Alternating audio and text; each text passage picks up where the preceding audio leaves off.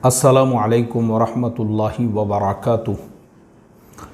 मोहतरम भाइयों, बुज़ुर्गों, दोस्तों, एक हमारे अज़ीज़ दोस्त है और एक मुल्क में वो एक कंपनी में जॉब करते हैं।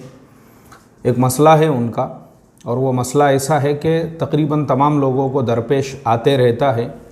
मैं सोचा उनके मसले पे एक वीडियो बनाया जाए ताकि उनको भी और बाकी लोगों को भी उससे एक जवाब मिल जाए। उन्होंने लिखा है, हज़रत एक मशवरा चाहिए था। मैं यहाँ फ़लाने मुल्क में एक कंपनी में काम करता हूँ और मुस्तकिल 5 साल से तासुब का शिकार हूँ। यहाँ अक्सरियत गैर ईमान वालों की है और अक़रबा परवरी पूरी तरह से गालिब है। मेरे बाद वालों को खूब प्रमोशन दिया गया, फिर अल्हम्दुलिल्लाह एक कंपनी में इंटरव्यू दिया और सेलेक्ट हो गया, लेकिन वीज़ा बदलने के लिए एनओसी चाहिए था यहाँ कंपनी से। फिर यहाँ भी मना कर दिया गया और वो जॉब भी हाथ से निकल गया। अब इंडिया आना चाह रहा हूँ, लेकिन चूँकि यहाँ फैमिली के साथ में था इसलिए कुछ रकम बचा नहीं सका। इंडिया आकर क्या करना है, कुछ सोचा नहीं है। मैं इस्तीफ़ा देना चाह रहा हूँ। 3 महीने बाद मेरा वीज़ा ख़त्म हो रहा है। आपसे मशवरा और दुआ की दरख्वास्त है। देखो, सबसे पहले तो मैं एक बहुत ही पॉइंट की बात तमाम ही लोगों को कहना चाहूँगा। आपका मज़हब चाहे कोई भी हो, क्योंकि हमारे वीडियो हमारे हिंदू भाई भी देखते हैं और दीगर समाज के लोग भी देखते हैं। किसी भी समाज से आप ताल्लुक़ रखते हो, चाहे मुसलमान हो, हिंदू हो, क्रिश्चियन हो, किसी भी धर्म से हो और किसी भी इलाके से हो, किसी भी मुल्क से हो, सबसे पहली चीज़ तो ये है कि आप जिस किसी भी लाइन में जॉब या काम कर रहे हो, तो पहला काम आपका ये होता है आप 100% प्रोफेशनल बनकर वो काम करो। जैसे अभी आपने यहाँ पे कहा है कि प्रमोशन आपका जो है 1-2 मरतबा उन्होंने आपकी बजाय दूसरों को प्रमोशन दिया। एक्चुअल में कंपनियों का क्राइटेरिया यही होता है कि प्रमोशन देने से पहले कंपनियाँ इस चीज़ पे गौर व फिक्र करती है कि कौन सा इंसान अपने प्रोफेशन में सबसे ज़्यादा जो है प्रोफेशनल है। तो हमारी कंपनियों की जो लाइफ होती है ना, उसमें हमने 100% नहीं बल्कि 101% जो है पूरा प्रोफेशनल बन के वहाँ पे रहना चाहिए। कंपनी के जो रूल्स हैं, कंपनी के जो रेगुलेशंस है, कंपनी की जो सारी चीज़ें हैं, उसको स्ट्रिक्टली फॉलो करना चाहिए।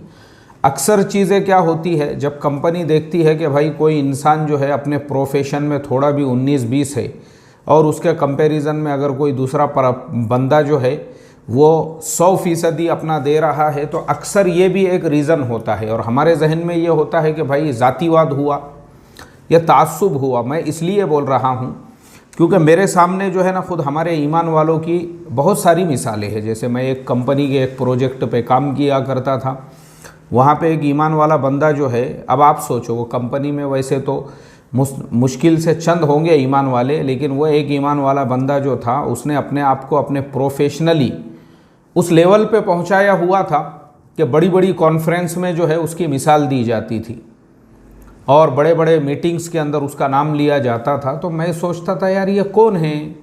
पूछा मैंने एक मरतबा मेरे एक साथी से, तो उसने बताया अभी यहाँ नहीं है, बोले वो इंडिया में नहीं है, अभी फ़िलहाल एक प्रोजेक्ट के सिलसिले में उसको पेरिस भेजा गया है, फ्रांस में है वो।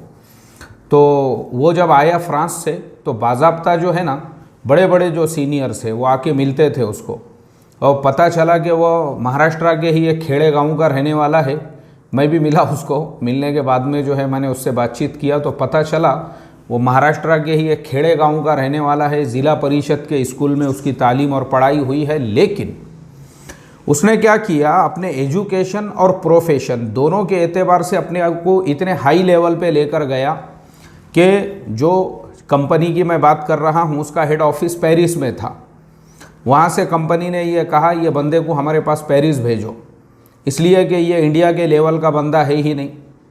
कंपनी ने उसको पेरिस भेज दिया। अब कंपनी ने जब उसको पेरिस भेजी, वो भी भेजी सिर्फ 3 महीने के एक प्रोजेक्ट पे। तो पेरिस वालों ने बोले भाई ये बंदे को हम वापस इंडिया भेजने वाले नहीं हैं, हमने इसका वीज़ा वगैरह सब एक्सटेंड कर दिए, अब ये यहीं रहकर काम करेगा। और क्योंकि इसकी ज़रूरत हेड क्वार्टर के अंदर है, हेड ऑफिस में है, ये तुम इंडिया में ऐसा हीरा छुपा के रखे थे तुमने, इसकी जगह वहाँ नहीं है, इसकी जगह यहाँ पे है।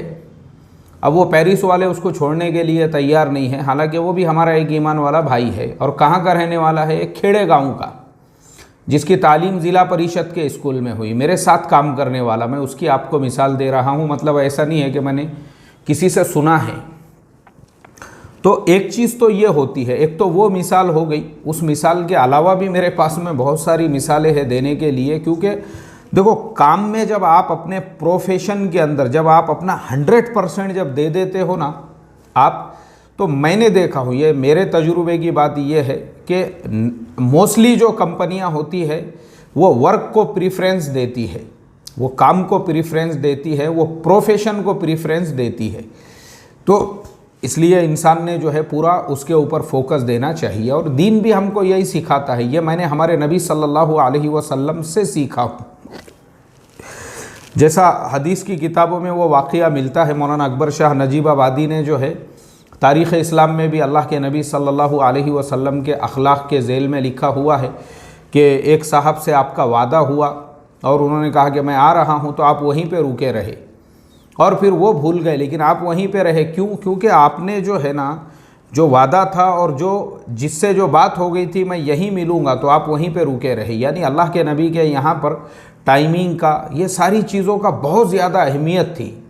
वक्त की पाबंदी है, तमाम चीज़ें सीरत की किताबों को अगर हम उठा कर देखेंगे, सारी चीज़ें हमको उसके अंदर मिलेगी कि अल्लाह के नबी सल्लल्लाहु अलैहि वसल्लम ने हमको ये डिसिप्लिन सिखाया हुआ है। तो मैं यही कहता हूँ, वो अगर आपके अंदर है, आप कहीं पे भी रहो, दुनिया के किसी भी मुल्क में रहो, तरक्की करने से, आगे बढ़ने से, प्रमोशन से, कोई भी चीज़ आपका, कोई भी चीज़ जो है ना वो आपको ये नहीं कर सकती है, यानी कोई भी तरक्की करने से आपको रोक नहीं सकता है। एक चीज़ तो ये हो गई। दूसरी चीज़, चलो अब मान लेते हैं कोई तासुब करने वाला भी अगर है तो ये उसकी मेंटल बीमारी है, उसके माइंड में जो है एक प्रॉब्लम है और वो जहनी मरीज़ है, और वैसा मरीज़ हमेशा फेल होता है। अब वो भी मैं आपको मेरे साथ पेश आया हुआ एक वाक़या सुनाता हूँ। मैं जब नया नया जो है लैपटॉप हार्डवेयर का काम सीख रहा था, यानी अभी मेरा डिप्लोमा चल ही रहा था, और हम 4-5 जन थे, हमारा भी एक ग्रुप था दोस्तों का। तो हम लोग रोज़ाना एक दूसरे से बात करते थे कि भाई आज देखो फुलानी लैपटॉप की कंपनी के अंदर इतनी वैकेंसीज़ है, फुलानी जगह है, चलो यार इंटरव्यू को जाते हैं। इसने बोला तुम गए थे क्या, उसने बोला तुम। तो ऐसा एक दूसरे से हमको मालूम होते रहता था कि फ़ुलानी जगह है। और वो ज़माने में इंटरनेट का इतना कुछ, मतलब ऐसा जो है ना naukri.com और jobs.com और ये और वो सारी चीज़ें, वो ज़माने में मराठी न्यूज़पेपर में देखते थे, उसमें जिसमें लिखे हुआ है कि भाई यहाँ ज़रूरत है। ऐसी ही एक जगह देखकर हमारे 1-2 साथी गए इंटरव्यू के लिए, मैं भी गया वहाँ पे इंटरव्यू के लिए दूसरे तीसरे दिन। अब मैं गया वहाँ पे जाने के बाद में जो है उन्होंने मुझे पहले ही, वो जो कंपनी का मालिक था उसने साफ साफ मुझे एकदम से बोल दिया, कुछ इंटरव्यू लेने के पहले ही उसने बोला यार ये पैजामा कुर्ता चलेगा नहीं बोले यहाँ पे, और ये तुम्हारी टोपी वोपी बोले, तो इसके लिए जो है ना तुम मुश्किल है बोले, तुम काम नहीं कर सकते बोले यहाँ पे। तो मैं वो ज़माने में मस्जिद में मेरी असर की ज़िम्मेदारी थी मगरिब की, और बीच का टाइम फ्री रहता था, तो वही हिसाब से मैं गया। मैं बोला 9 बजे से 4-5 बजे भी छुट्टी हुई तो काम कर सकते हैं वहाँ पे। लेकिन उसने पहले सिरे से ही मुझे रिजेक्ट कर दिया, सिर्फ कपड़ों की वजह से, और दूसरा कोई इशू नहीं। तो मैंने उसको बोला भी, मैं बोला सर काम तो अपने को कमरे में बैठ के करने का है, यानी काम जो चल रहा है, काम वहाँ पे कैसा था वो भी मैं आपको बता दूँ। काम ऐसा था, एक बहुत बड़ा ब्रांड है, मैं उसका नाम नहीं लूँगा, वो जो इंसान था, यानी जिसके पास मैं गया था, वो उनको सर्विसेज प्रोवाइड किया करता था। और वो सर्विसेज कैसी होती थी, जैसे किसी ने कंपनी का लैपटॉप ले लिया शोरूम से या कहीं से भी लिया, और वो लेने के बाद उसको कुछ तकलीफ़ आ गई तो एक बंदा उसके घर पे जाता था और वो लैपटॉप वगैरह चेक करके उसके बाद में जो है उसको बोलता था भाई 2-3 दिन के बाद हम वापस ला कर देंगे। अगर वो वारंटी पीरियड में है या कोई आ जाता था तो वो रिपेयरिंग वगैरह के एतबार से हार्डवेयर का काम होता था, जो पीछे बैठ के करने का रहता था। यानी उसका लोगों से कोई ताल्लुक़ ही नहीं है, आप पैजामा पहन के कर रहे हो या लुंगी पहन कर रहे हो या चड्डी बनियन पे कर रहे हो, मतलब ऐसा नहीं था। मैंने उसको बोला भी, मैं बोला सर ये काम तो मैं बोला एकदम बैकएंड के अंदर जो है बैठ के करने का है, ऐसा तो है नहीं कि आप मुझे जो है फैशन शो के अंदर खड़े करने वाले हैं और मेरे से जो है वॉक कराने वाले हैं, ऐसा तो है नहीं। मैं बोला कपड़ों का कुछ एडवर्टाइजमेंट करना है। बोले नहीं बोले यार वो कैसा है। फिर उसने मेरे से यही कहा, उसको खाली मेरे कपड़े और मेरे टोपी वगैरह पे एतराज़ था। तो मैंने उसको ज़ातीवाद से नहीं जोड़ा, मैं आपको ये भी बता देता हूँ। बल्कि मैंने उसको इससे जोड़ा हूँ कि ये एक अनप्रोफेशनल पर्सन है और ये बेचारे को ये सारी चीज़ें पता ही नहीं है कि एक प्रोफेशनल इंसान कैसे होता है। अब मैं आपको आगे का वाक़या सुनाता हूँ। उसके 3-4 साल के बाद अल्लाह का करम हो गया, मेरी भी मैंने तालीम आगे बढ़ती रही और आगे मैं पढ़ता रहा। तो मेरी जब तालीम मुकम्मल हो गई तो वो मुकम्मल होने के बाद में फिर मुझे बड़ी पोस्ट के ऊपर एक जगह पे काम मिल गया। तो अल्हम्दुलिल्लाह उसके बाद में जो है मैं जो है वो दूसरी जो बड़ी कंपनी थी वहाँ पे अल्हम्दुलिल्लाह सीनियर की पोस्ट पे काम करता था और वो सॉफ्टवेयर का काम था। अब हम भी हार्डवेयर से निकल के सॉफ्टवेयर में चले गए। एक दिन मैं कॉफ़ी के लिए जो है लाइन लगा के खड़ा हुआ था, तो मेरे पीछे एक साहब आके खड़े हुए, मेरा नंबर आया तो कुछ नंबर आया तो वो मेरे बाजू आ गए। तो मैंने उनको कहा, मैं बोला ठीक है आप ले लो पहले। तो मेरी आवाज़ सुनते ही उसने बोला यार तुमको पहचाने जैसा दिख रहा। बोले मैं बोला हाँ मैंने बहुत सारी जगह पे काम किया हूँ। बोले नहीं तुम, मुझे याद आ रहा है, बोले तुम किसी हार्डवेयर कंपनी में कभी गए थे क्या इंटरव्यू के लिए? मैं बोला हाँ मुझे याद आया। फिर मैंने उसको भी देखा, मैं बोला हाँ मुझे भी याद आया, आपने मेरा इंटरव्यू लिए थे। बोले अरे हाँ पहचाने बोले तुमने, और कैसे है क्या है? बोले यार अब तुम भी सॉफ्टवेयर की लाइन में आ गए। मैं बोला हाँ भाई मैंने भी हार्डवेयर छोड़ दिया, अभी मैं भी इधर आ गया हूँ।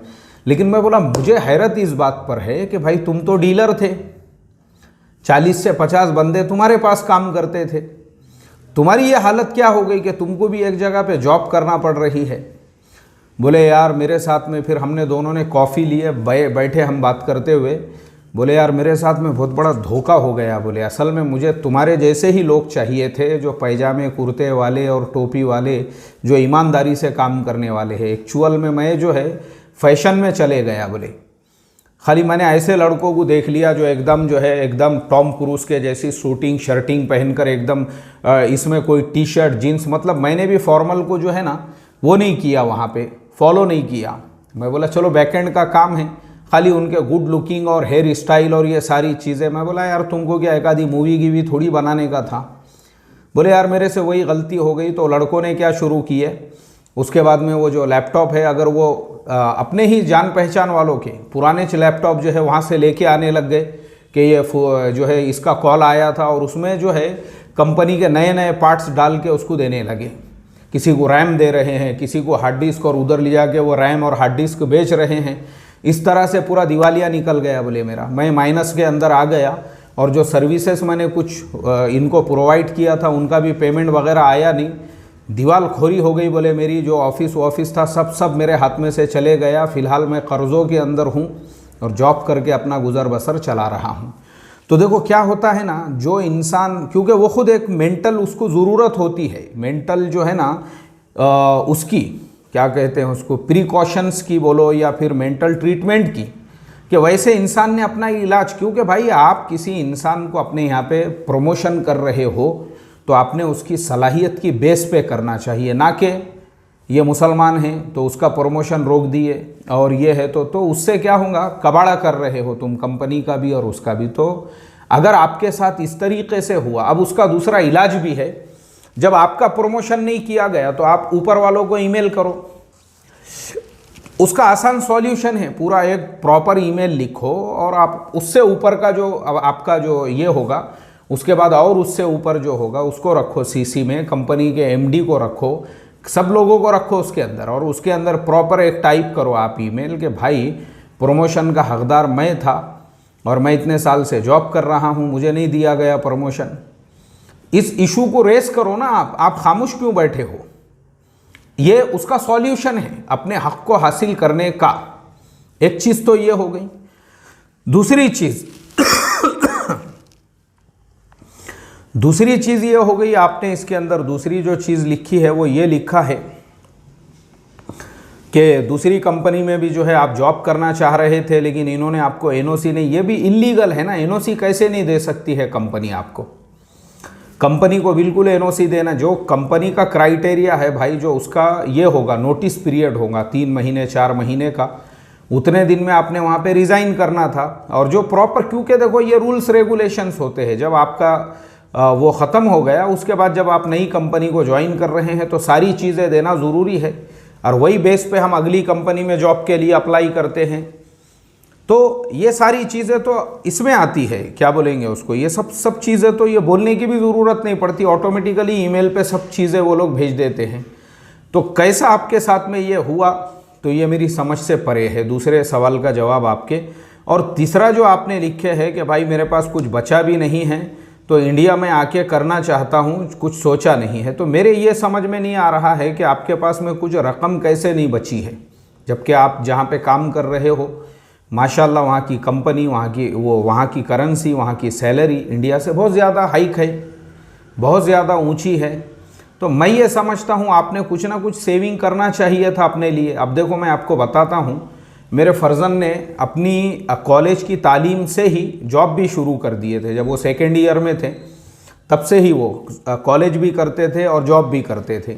तो मैंने उनको पहले ही दिन, यानी जब उनकी पहली सैलरी आई और जब उन्होंने मुझे कहा कि अब्बा मेरी आज पहली सैलरी आई है, तो मैंने उनको बिठा के समझाया। मैं बोला देखो बेटा, सैलरी जो तुम्हारी आई है ना, ये तुम्हारी ज़िंदगी की पहली सैलरी है, तो अब इसको जो है ना कुछ हिस्सों में तकसीम करो, यानी इसके अंदर कुछ ये चीज़ें तय करो। जैसे मिसाल के तौर पे अभी उनकी जब उस टाइम पे कम सैलरी थी क्योंकि स्टूडेंट थे वो, और ऐसे ही पार्ट टाइम जॉब कर रहे थे, लेकिन उस वक्त भी सैलरी मिल रही थी।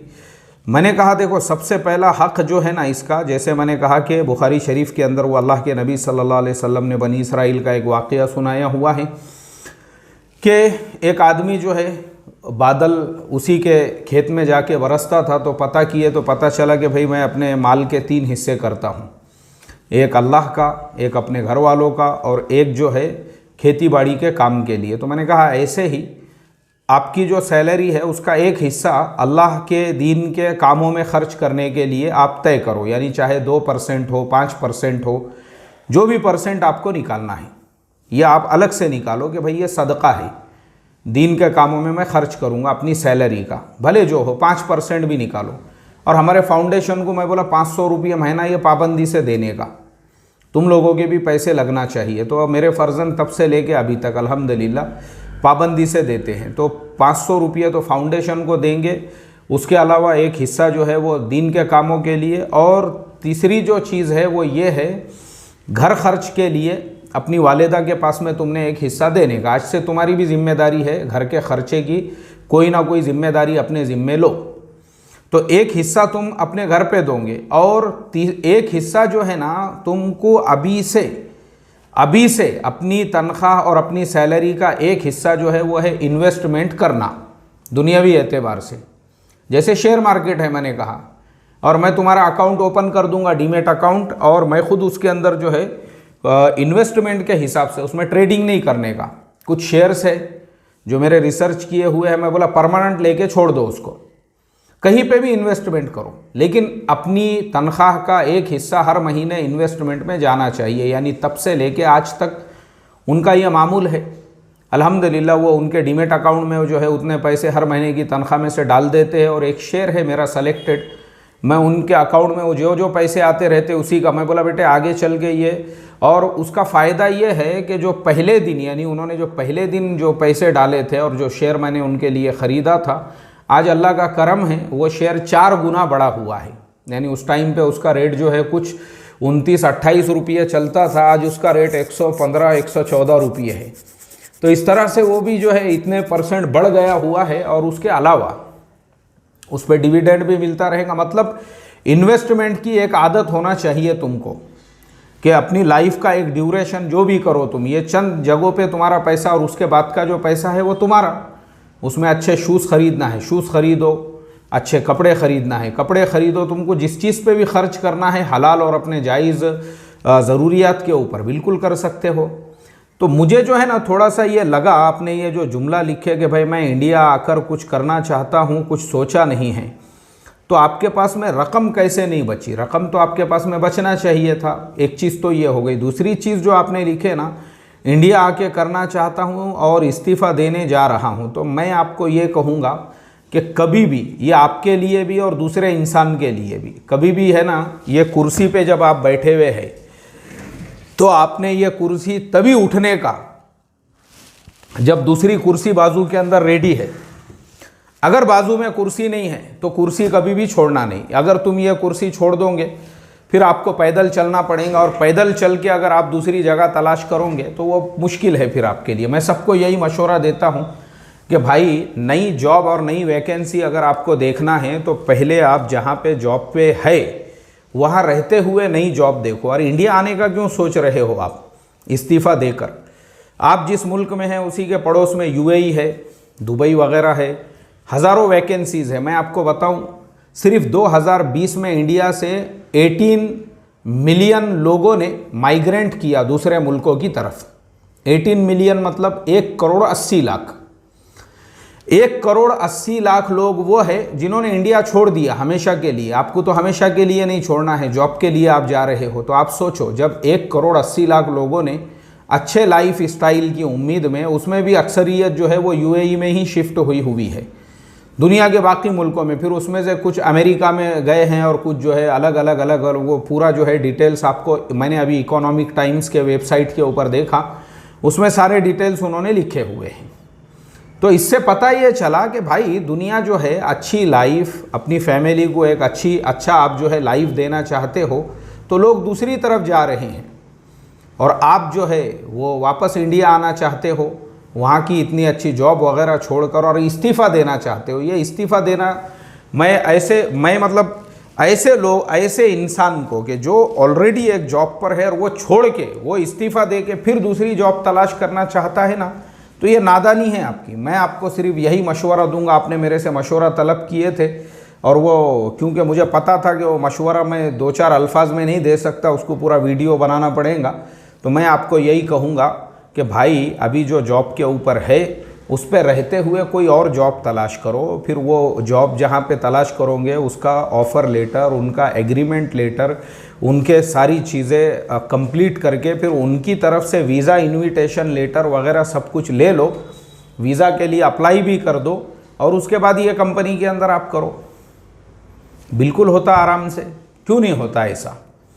जो कंपनी को आपकी ज़रूरत होगी तो बिल्कुल वो आपके लिए ये सारी चीज़ें प्रोवाइड करेंगी। और बहुत जॉब है, अभी तो लॉकडाउन के बाद से वैकेंसीज़ की भरमार पड़ी हुई है मार्केट में। थोड़ा सा तलाश करो, naukri.com है, इंडीड है, इसके अलावा और भी बहुत सारी उस एरिया की भी जो है रीजनल जो है वेबसाइट्स होंगी बहुत सारी, यूएई की और दुबई, शारजा वगैरह की, या आप जिस मुल्क में अभी हो वहाँ पे और दूसरी कंपनियाँ होंगी। बहुत सारे मुल्क है, देखो दुनिया में, ऐसा नहीं है। तो मेरा मशवरा यही है आपसे कि आप अभी जिस जॉब पे है इस्तीफ़ा ना देते हुए पहले कोई और जॉब फाइंड आउट करें, और उसके बाद में जब वो सामने वाली कंपनी का आपको ऑफ़र लेटर वगैरह, एग्रीमेंट वगैरह सब कुछ हो जाता है और इनविटेशन लेटर मिल जाता है, फिर आप ये कंपनी से रिज़ाइन करो।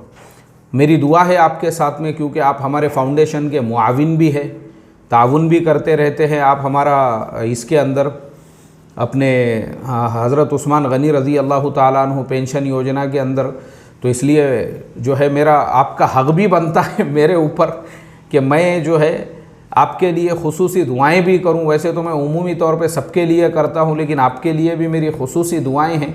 अल्लाह ताला आपकी मदद फरमाएं, अल्लाह ताला जो है ये हालात के अंदर आपके लिए रास्ता पैदा फरमाए। पॉजिटिविटी, अपने माइंड को पॉजिटिव रखो, और जैसा मैंने बताया कोशिश करो 2 रकात नमाज भी पढ़ो, अल्लाह ताला से उसके लिए दुआ भी करो। इंशाअल्लाह अल्लाह आपके जहन को जो है पूरी तरह से पुरअमन और मुतमईन करके कुछ ना कुछ आपके लिए आसानी वाला रास्ता ही पैदा फरमाएंगे। ये दुआ है हमारी। अस्सलामु अलैकुम व रहमतुल्लाहि व बरकातुहू।